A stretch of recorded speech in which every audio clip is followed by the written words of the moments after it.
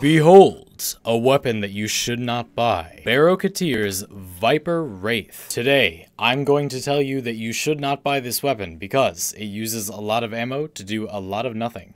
And since that didn't take very long, let's spend a little while talking about this weapon's stats. Let's just evaluate some numbers. I'm hoping this will be helpful for people that have trouble figuring out which weapons are likely to be good when modded in certain ways, or just which weapons are likely to be good in general if they have not seen them before.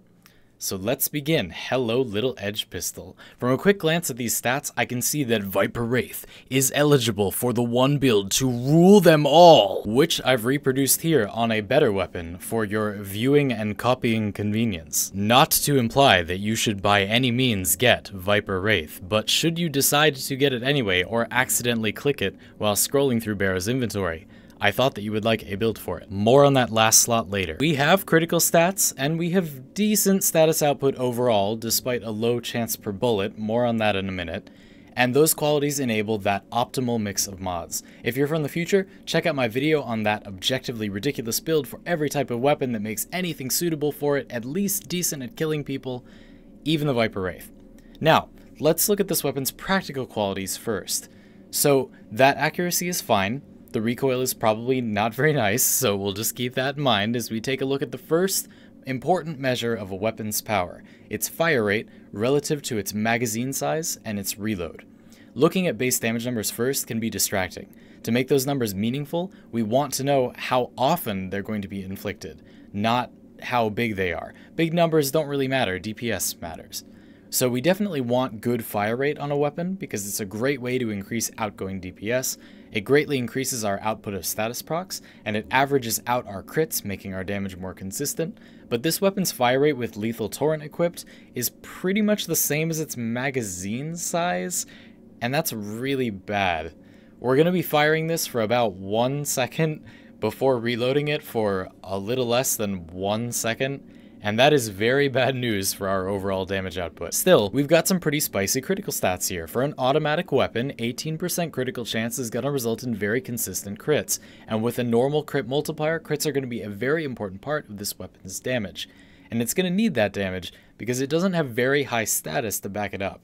Although very high fire rate will mean an improved status per second, we only have 20 bullets in our magazine, so with 5% status, we can only expect to get 1 proc in our entire magazine before reloading, so only 2 or 3 counting multi-shot.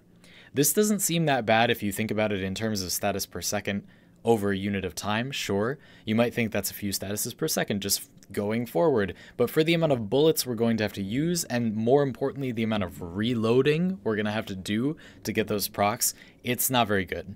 In practice, since we spend about half our time reloading, and nobody fires their gun literally non-stop, we can expect less than 1 status per second over the course of an engagement. Almost all other weapons do better than that. And now we've come to those damage numbers. If we are going to have very good status anyway, impact is an alright base damage type to have, and we have almost all impact. Here we have 18 base damage total.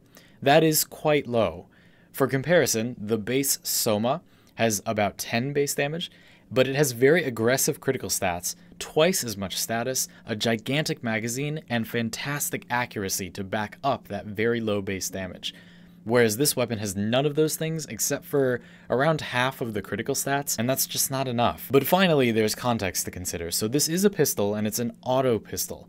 Not a huge amount of competition there, aside from being blown out of the water by Axolotl Prime, so if you specifically need a fast-firing secondary, this is part of an exclusive club, which is just one way of saying that if you want to destroy nullifier bubbles very fast, this can do that. And the damage is alright. At least it has critical stats. This could be worse. Pretty much everything will clear the star chart, but this will do it with a weird rhythm of constant reloads and ammo expenditure that you might just enjoy for its own sake, I guess? So anyway, after building out your allspice hybrid build, your last mod slot could do some work to fix this weapon's problems.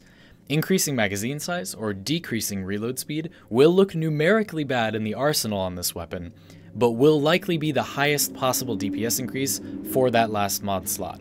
For example, doing either of those things results in much higher damage than running primed heat charge after your corrosive combo, so just keep that in mind if you're modding this weapon. If you're modding this weapon. Again, not to imply you would for any reason actually use this weapon, but just in case you were going to, I thought that advice was warranted. So that's just about all I have to say about that little thing. Thank you all for watching. Subscribe if you had a good time, and ring that bell if you're missing my videos. And I wish you the best of luck missing the Viper Wraith the next time it's in Barrow's inventory. See ya!